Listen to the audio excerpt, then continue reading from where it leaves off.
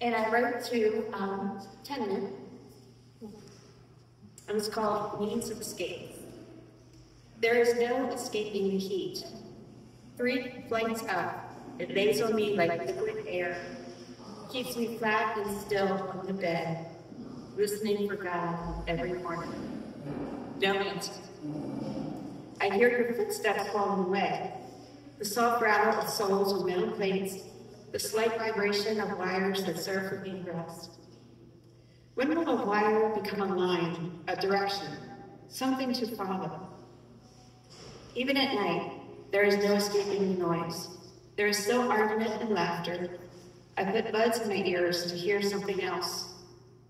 Marvin Gaye is as close as I get to escape, a soul that can remind me that I have one too. And darling, if you let me, I will take you to live where love is king. Come morning, I step through the window to lean on the railing.